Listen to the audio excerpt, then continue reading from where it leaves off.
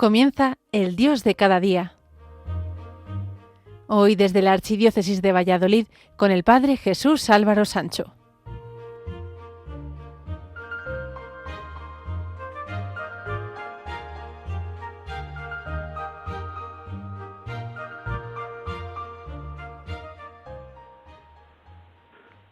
Queridos amigos de Radio María, el próximo domingo, 27 de abril, con el que celebraremos el final de la octava de Pascua, celebraremos el Domingo de la Divina Misericordia, institucionalizado en la Iglesia por el Papa San Juan Pablo II. Dios es amor y misericordia y hace que todas nuestras vocaciones sirvan para encontrar un camino de santidad. Por eso toda la Iglesia debe sumarse a la petición de que el Señor no deje de suscitar vocaciones, sacerdotes, religiosos, religiosas y matrimonios cristianos. Hoy quisiera hablaros de las vocaciones de especial consagración. Nuestro Papa Francisco, recientemente fallecido, ha reflexionado profundamente sobre el significado de la vocación en diversos mensajes y documentos a lo largo de su pontificado. Y recientemente lo ha hecho con motivo de la 62 Jornada Mundial de Oración por las Vocaciones que celebraremos en el mes de mayo y que lo publicó el día 19 de marzo de este año, del 2025, festividad de San José. Y decía así nuestro Santo Padre: la vocación es un don precioso que Dios siembra en el corazón, una llamada a salir de nosotros mismos para emprender un camino de amor y de servicio. Esta vocación es un signo de esperanza, dirá el Papa, deposita en el mundo en cada uno de sus hijos y que invita a ser peregrinos de esperanza, entregando la vida con generosidad. Decía en la Jornada Mundial de Oración por las Vocaciones en el año 2023 que Dios llama amando y nosotros, agradecidos, respondemos amando.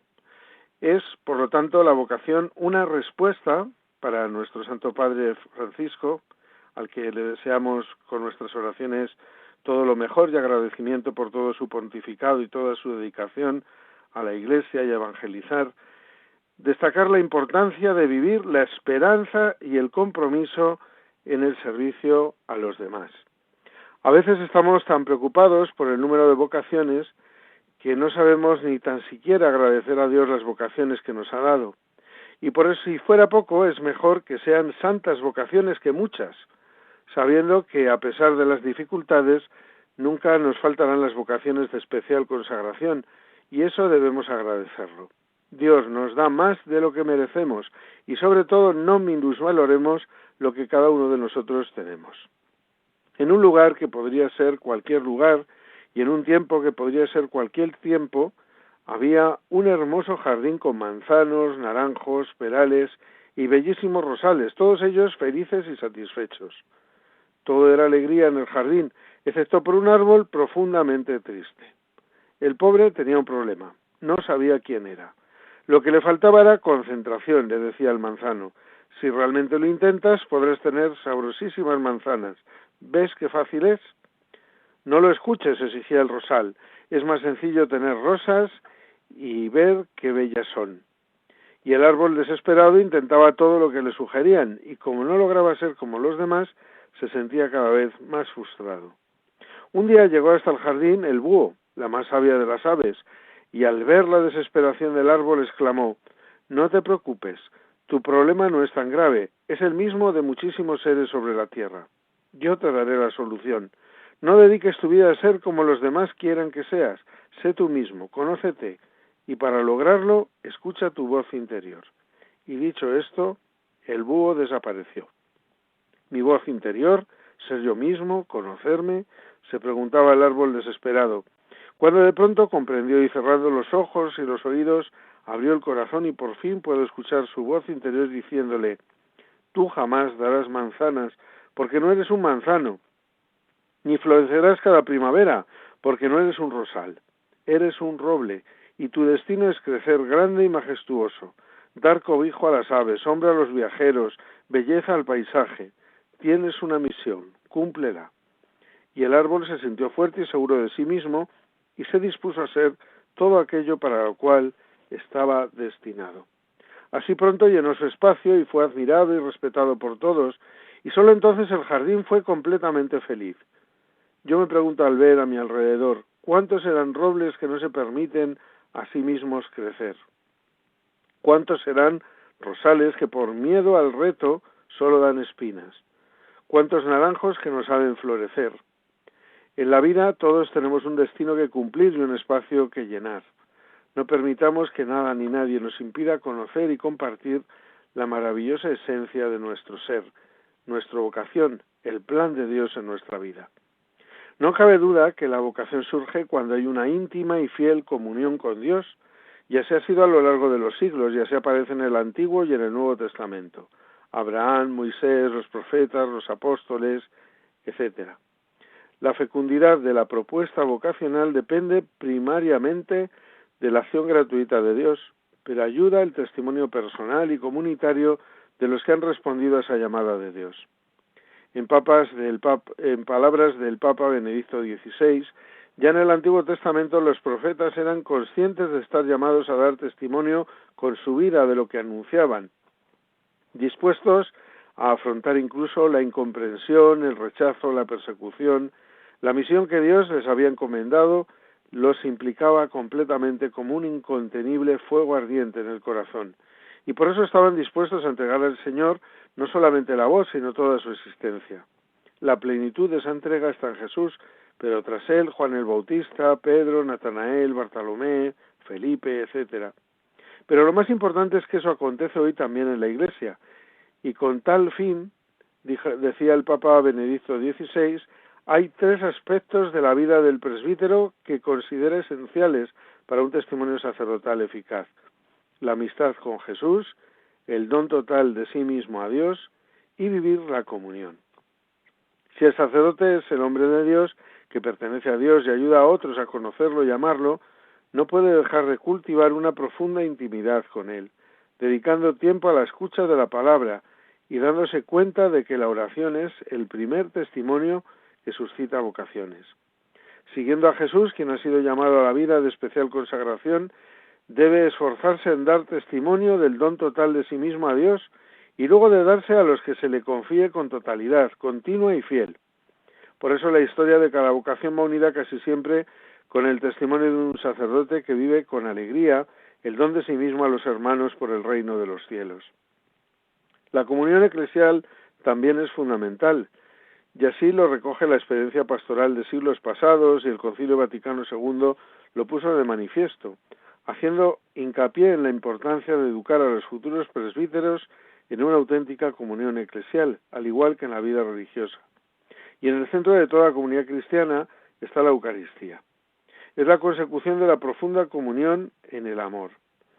Allá por el año 2005, Benedicto XVI dijo que en el encuentro con el clero de Aosta tuve la oportunidad de decir que si los jóvenes ven sacerdotes muy aislados y tristes, no se sienten animados a seguir su ejemplo.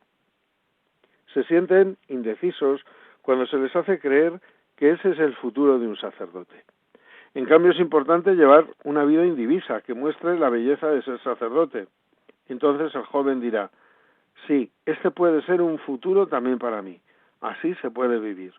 Y no cabe duda que se podrá decir que las vocaciones sacerdotales nacen del contacto con los sacerdotes, comunicado desde la palabra, el ejemplo y la vida entera. Y eso también vale para la vida consagrada en general. El testimonio personal, hecho de lecciones existenciales y concretas, animará a los jóvenes a tomar decisiones comprometidas que determinen su futuro. Para ello es necesario el encuentro y el diálogo capaz de iluminarles y acompañarles, viviendo la vida como una vocación y una vocación a la santidad. Y eso nos sirve para las vocaciones de especial consagración y para la vocación al matrimonio. Importancia capital tiene María, que animó la primera comunidad de creyentes en la que, tal y como nos recuerda el libro de los Hechos de los Apóstoles 1:14, todos perseveraban unánimes en la oración. Y así la Virgen, Madre de la Iglesia, pues debe custodiar hasta el más pequeño germen de vocación en el corazón de quienes el Señor llama a seguirle más de cerca, hasta que se convierta en árbol frondoso, colmado de frutos para bien de la Iglesia y de toda la humanidad. ¿Cuántas veces nos lamentamos de que hay escasez de vocaciones? Y antes deberíamos pensar que no rezamos lo suficiente por ello, que no somos lo generosos que debíamos de ser con Dios, ofreciendo nuestra vida a su servicio, o permitiendo que algunos de nuestros hijos o familiares puedan entregarse por entero al Señor, y quizás, y eso sería más grave, que no veamos o entendamos la necesidad que tenemos de almas consagradas a Dios y al servicio de la Iglesia y de los hombres de todo tiempo y de todo lugar. Muchas veces he pensado que la falta de vocaciones se debe a que somos cada vez más egoístas. No se tienen hijos porque se ven como un gasto, no se tienen hijos porque teniendo menos los cuidamos mejor, no se tienen hijos porque así el matrimonio es más libre de vivir su vida. En fin, egoísmo disfrazado de derechos. Y claro, si no hay familias profundamente cristianas, difícilmente van a permitir y valorar que sus hijos entreguen su vida por entero a Dios. Aunque eso sí, Dios se vale de muchos medios para conseguir que las cosas vayan por el buen camino, y las dificultades no son más que pruebas para reforzar lo realmente importante, volver de nuevo los ojos hacia Dios. Un elemento importante en la vocación es que no solo digamos cosas, sino que nos las creamos realmente, que no hablemos de la verdad con mayúsculas, sino que esa verdad se transparente en la vida cotidiana.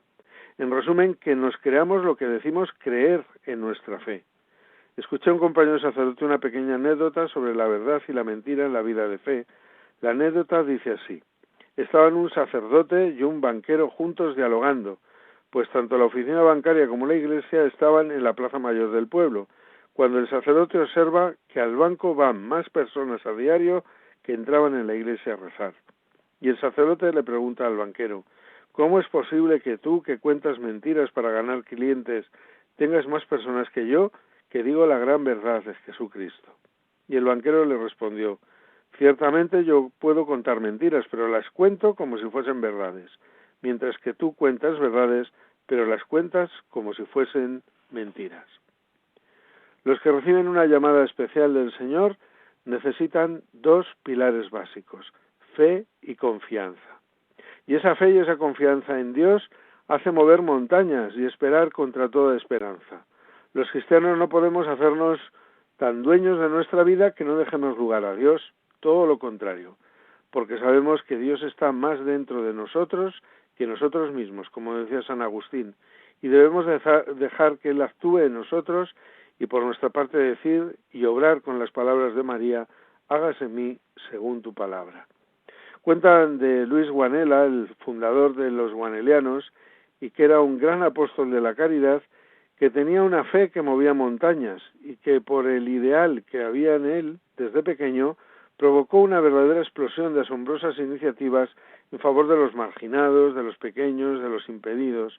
Empezó de la nada y terminó en un conjunto de obras que se extienden desde la ciudad de Como en Italia al mundo entero. Con su lema Pan y Paraíso, y con la certeza de que Dios es papá, fue uno de los precursores de esa evangelización que es una verdadera promoción del hombre entero, del físico y del espiritual.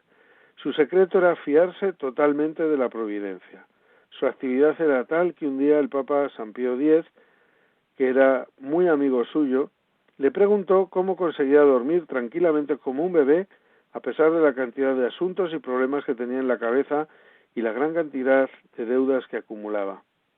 Y Luis Guanela le respondió: santidad, hasta medianoche pienso yo, pero después dejo que piense Dios. Cuando son las 10:47 de la mañana, hacemos una pequeña pausa musical para la reflexión y volvemos enseguida. Recuerden que están escuchando el programa El Dios de cada día a través de las emisoras de Radio María España.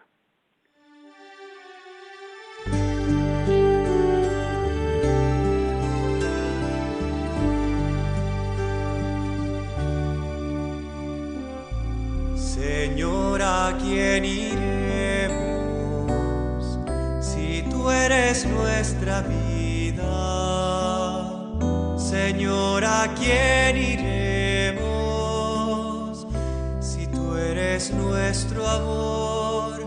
Si tú eres nuestro amor, ¿quién como tú conoce lo insondable de nuestro corazón? ¿A quién como a ti le pesan nuestros dolores, nuestros errores. ¿Quién podría amar como tú nuestra carne débil, nuestro barro frágil? Señor, ¿a quién iremos si tú eres nuestra vida? Señor, ¿a quién iremos si tú eres nuestro amor? Si tú eres nuestro amor, ¿quién como tú confía? Continuamos en el programa El Dios de cada día a través de las emisoras de Radio María España. Hoy estamos hablando de las vocaciones de especial consagración. Se trata, como hemos dicho anteriormente, de recordar el don de las vocaciones de especial consagración para que sean abundantes, mostrar la importancia de las vocaciones en la vida y misión de la Iglesia e intensificar la oración para que las vocaciones aumenten, primero en calidad y después en número. No debemos olvidar que no siempre lo que pensamos es lo mejor, sino que a la hora de pedir hay que dejar a Dios que actúe, pedir que se cumpla su voluntad y no la nuestra. Y si no entendemos por qué Dios actúa así, pedirle que nos dé luz o nos haga confiar en su providencia, que se cumpla su voluntad siempre. Nos pasa como con la lluvia, que nunca llueve a gusto de todos. Hay un cuentecillo muy ilustrativo para mostrar cómo Dios es más sabio que nosotros y sabe lo que nos conviene en cada momento, aunque nosotros nos resistamos a aceptar su voluntad. Se trataba de un aldeano que subía hacia San Roque todas las mañanas. Lo hacía lanzando palabrotas y blasfemias terribles porque llevaba no sé cuánto tiempo sin llover. No caía agua ni por equivocación. Por el contrario, cada mañana despuntaba un sol que al mediodía era abrasador, y si un día calentaba mucho, al día siguiente calentaba más, y no acababa de llover. La tierra estaba agrietada, los manantiales secos, los ríos no tenían en su cauce más que piedras. Aquel hombre no hacía otra cosa que mirar al cielo y blasfemar contra Dios. Cada mañana se repetía la letanía. Hasta que un buen día se le apareció detrás de un árbol el mismo Dios que le dijo: «Pero Raimundo, no seas tan bruto. Ya está bien decir tantas palabrotas y tantas blasfemias contra mí. ¿Qué es lo que te pasa?» «¿Qué es lo que me pasa?», dijo Raimundo. «Pues resulta que este mundo está hecho al revés. No sé quién lo habrá hecho, pero desde luego parece que está hecho con los pies y no con la cabeza. Llevamos una primavera que no hace más que llover y llover, y todos los días igual. Ya está bien, pero es que tú, siendo Dios, ¿no te das cuenta de que no crece ni la hierba?» Y Dios tomó la palabra y le dijo: «Mira, Raimundo, voy a hacer contigo una cosa. De hoy en adelante te vas a encargar tú de hacer que llueva a tu gusto, y que salga el sol cuando tú quieras, el tiempo que tú quieras. Confía en ti, ya sabrás tú lo que hay que hacer». El tío Raimundo se puso contentísimo. Se acabaron los problemas. Bajó a todo correr al bar de su pueblo y a decir a los vecinos lo que le había dicho Dios, y enseguida empezó a ejercitar su poder. Lanzó el primer bando. Hoy, después de la siesta, a las 3 de la tarde, empezará a llover. Y así fue. ¡Qué maravilla! Todo el mundo salía a la calle a mojarse un poco. ¡Qué alegría! Y así un día y otro día la tierra empezó a dar hierba. Los sembrados recobraron el color verde, los ríos iban llenando de peces. El tío Raimundo era un hombre importante en el pueblo. Cuando él cruzaba la calle todo el mundo le saludaba, nadie como él. Cuando él quería salía el sol, cuando él quería había lluvia. Todo iba de maravilla.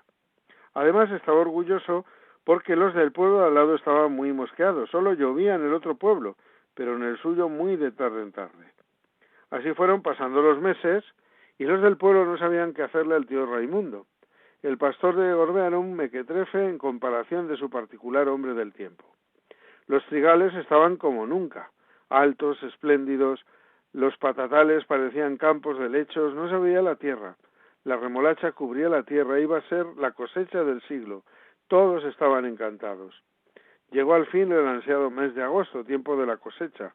Comenzaron la trilla, la paja no cabía en los pajares.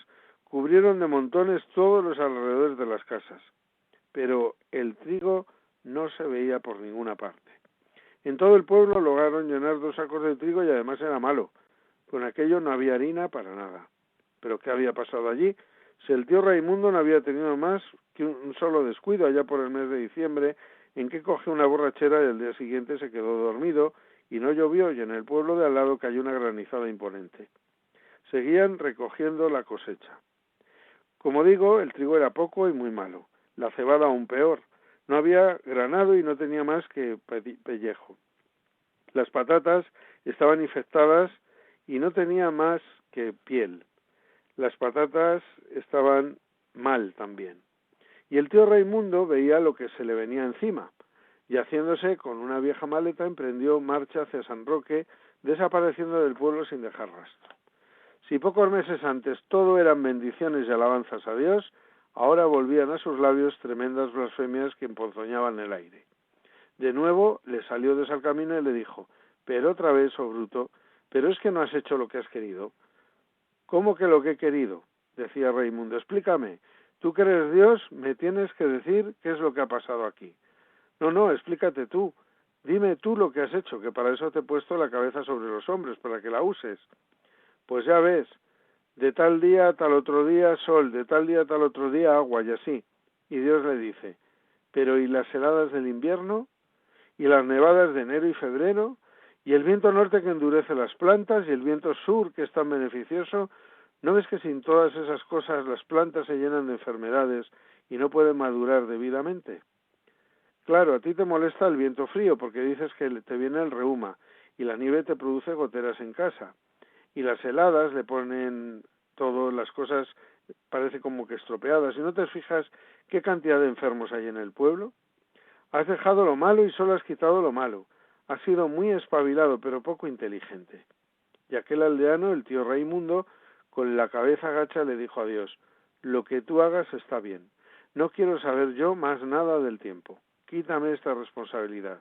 Tú todo lo haces bien. Tú todo lo sabes». Hay que pedir abundantes vocaciones, pero sobre todo santas vocaciones para cumplir fielmente lo que Dios pide de nosotros.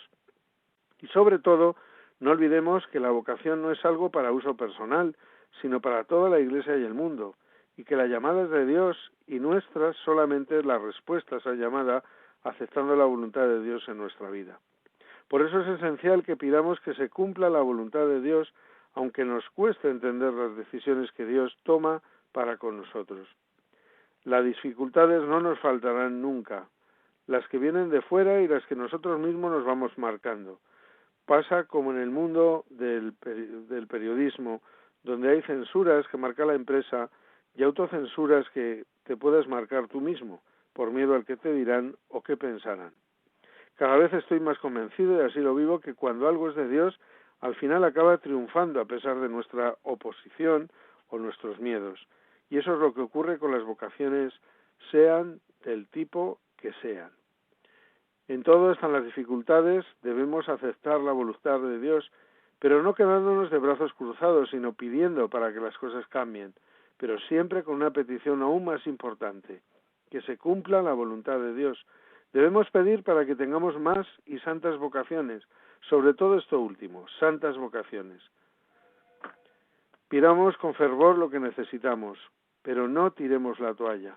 Confiemos en Dios, que sabe mejor que nosotros lo que necesitamos, cuándo y cómo. Confiemos en la providencia, que no nos abandonará nunca si tenemos fe. No perdamos la esperanza, caminantes de esperanza, como el jubileo de este año, porque al igual que a los sacerdotes el día de la ordenación, nos dice el obispo: «Dios que comenzó en ti la obra buena, Él mismo la lleva a término». Así nos dirá a nosotros: «Yo que os pedí que rezaseis para que el Señor envíe obreros a su mies, no os dejaré sin los sacerdotes religiosos y religiosas necesarios para cumplir esa misión». Y hasta aquí ha llegado por hoy el Dios de cada día a través de las emisoras de Radio María España. Recuerden que volveremos a estar con todos ustedes dentro de 4 semanas. Hasta entonces, felices días a todos y que tengan una buena celebración este domingo de la Divina Misericordia y una profunda vivencia de este tiempo pascual.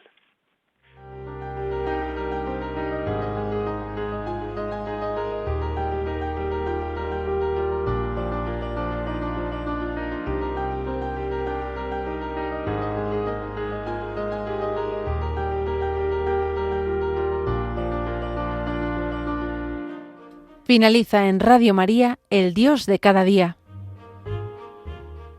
Hoy dirigido desde la Archidiócesis de Valladolid por el Padre Jesús Álvaro Sancho.